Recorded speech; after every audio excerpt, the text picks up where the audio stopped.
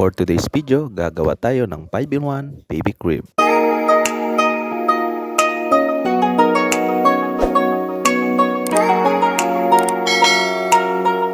Dahil nagmamahal na nga ang mga bilihin, gagawa na lang tayo para makatipid. Dahil kung bibili ka nga mga kabidi, sa halagang 1,000 pesos, wala ka pang assurance kung matibay ba ito o hindi.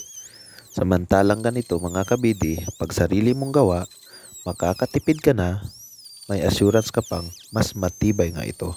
At ang total cost sa nagamit nating mga materyales ay hindi nga ito umaabot ng 1,000.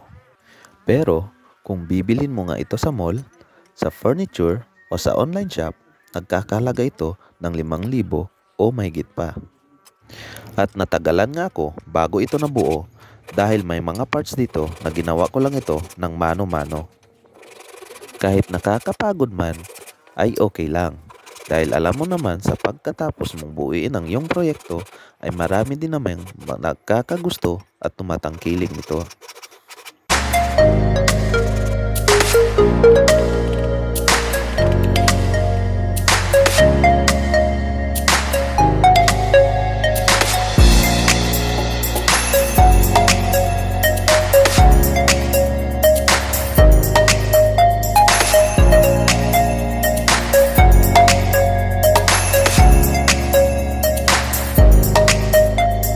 At pagkatapos ko ngang maukitan lahat, ay ninatag ko na ito para buuhin.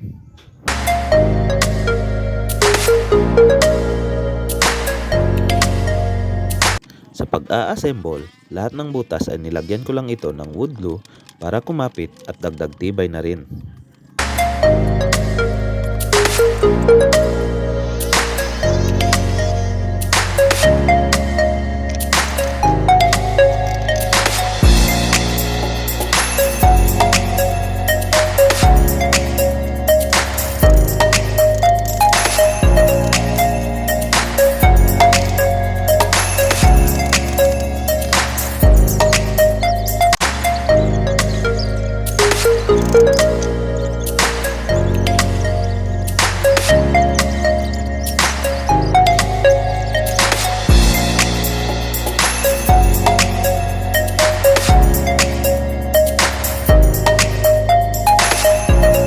At pagkatapos mabuo ang frame, ay sinukatan ko na ito para sa first and second flooring.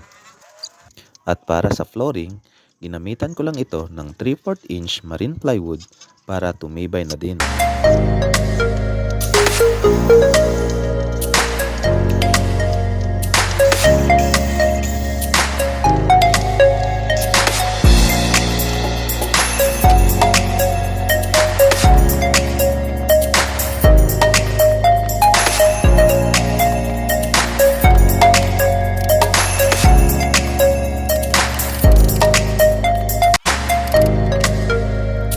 At para sa ating pintuan, ay ginamitan ko lang ito ng 1/2 by 2 regular hinges.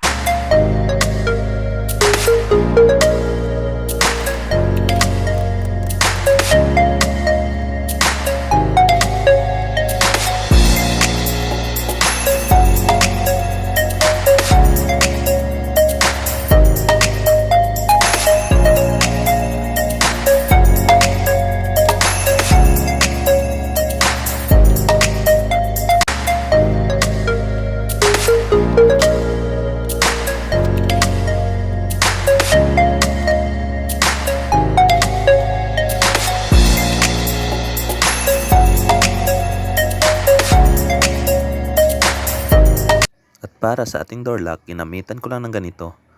Kayo na ang mag-search, di ko kasi alam kung anong tawag dyan.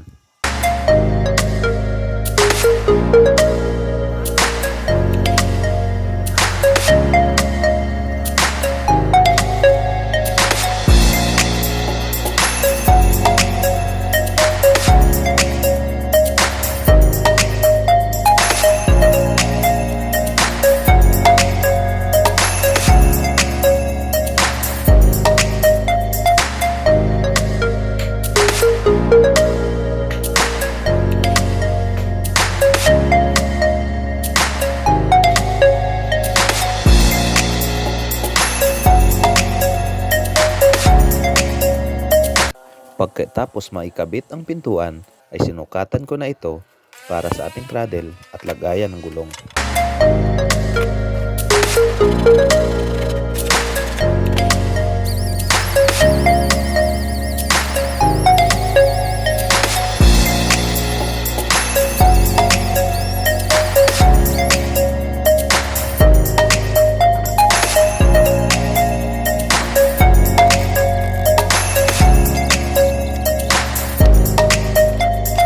At pagkatapos, inukitan ko na ito para pagsabitan ng gulong.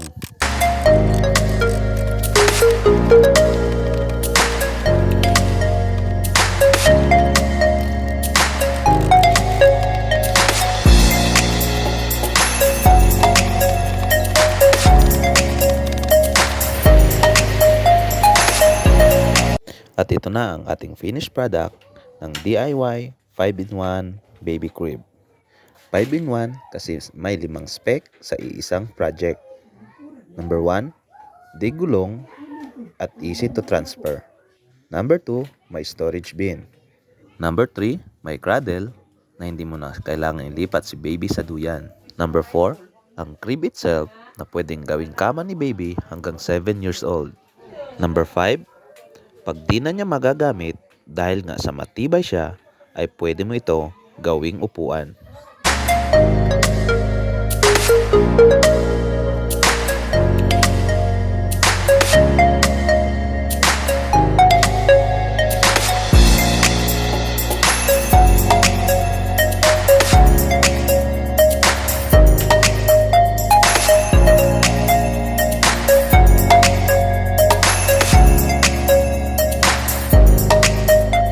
Follow for more.